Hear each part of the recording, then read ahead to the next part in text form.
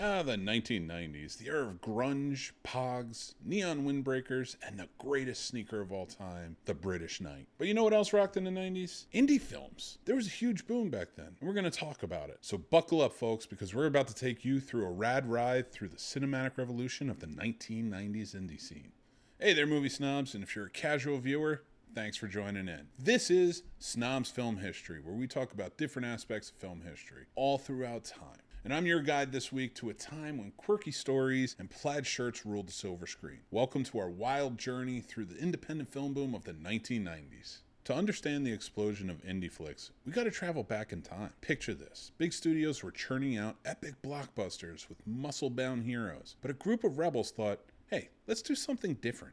Enter the indie filmmakers. They were like the cool kids who sat in the back with their Jenko jeans and coming up with stories that made you go, wait, what just happened? And thus the quirky, character-driven, and often offbeat independent films were born. These were the movies that didn't play by Hollywood rulebook. It was another independent surge that was coming in and telling in-your-face stories that were different from the monotony of the 80s, that were drowning out new and independent voices. These voices were coming in strong, and they were hitting the film festival circuit hard. We're talking about movies like Clerks, where the employees of the convenience store redefined slacking off. Pulp Fiction, where Tarantino brought us hitmen discussing fast food. And The Blair Witch Project, which proved that shaky cams can scare the pants off of you. This was a time when we had a lot of filmmakers brand new to the scene, ushering in with great new stories. Something different. But it wasn't just what we're seeing on screen. It was what it's the stories that these filmmakers were creating themselves while making the movies. Like Robert Rodriguez filming El Mariachi for $28,000 of his own money with a one-man crew. Or Ed Burns making movies like The Brothers McMullen that were challenging what rom-coms had been doing for the past 20 years. I would argue that this indie movie boom of the 1990s was just as pivotal as the indie film boom of the 1970s or the United Artists creation back in 1919. It's huge within film history because these filmmakers came in and they broke the mold. They did something different and they brought something new to life that created ripples throughout that we still feel the effects from today.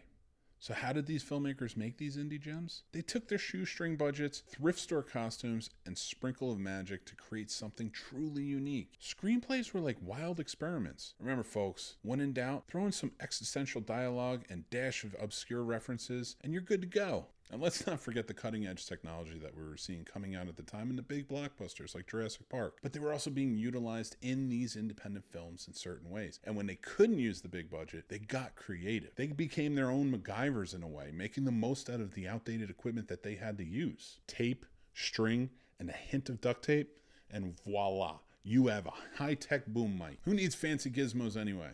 But wait, how did these indie wonders become a thing? Festivals, my friends. Festivals. Sundance, Cannes, TIFF, Tribeca, and so many more. They became the playgrounds for these cinematic geniuses. Filmmakers swapped stories, made connections, and probably traded plaid shirts. And you know what? The bigwigs in Hollywood started taking notice. Suddenly, Hollywood executives realized indie films were cooler than Frosted Tips. Oh, you want a grungy underdog story with a killer soundtrack? Well, Hollywood's got it too, man.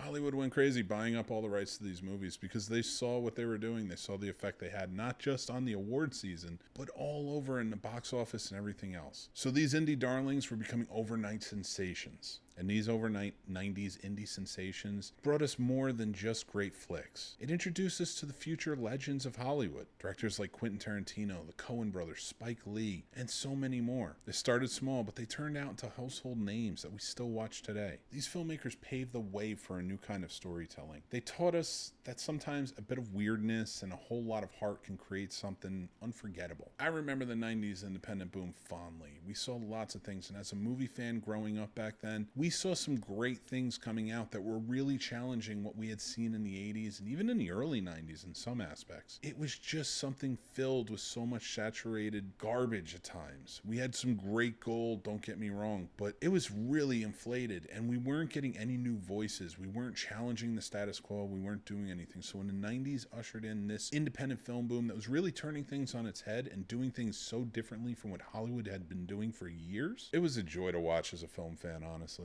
So there you have it, folks, the 90s independent film boom, where plaid was the new black, budgets were as tight as skinny jeans, and storytelling knew no bounds. Thanks for joining us on this wild ride down memory lane in the 90s film boom on Snobs Film History. Please make sure to hit like and subscribe on the channel and that little bell because you are not going to want to miss future episodes coming out. We have a lot of great topics coming up and other great shows as well that we think you'll enjoy. Thanks again, guys. We really appreciate you. I'm Mick Manhattan from the Scene Snobs. Take care. And that's a wrap on independent film boom of the 1990s. Stay tuned and more cinematic adventures with our totally tubular host, me, Mick Manhattan, and catch you on the flip side. Talk to you guys very soon. Take care.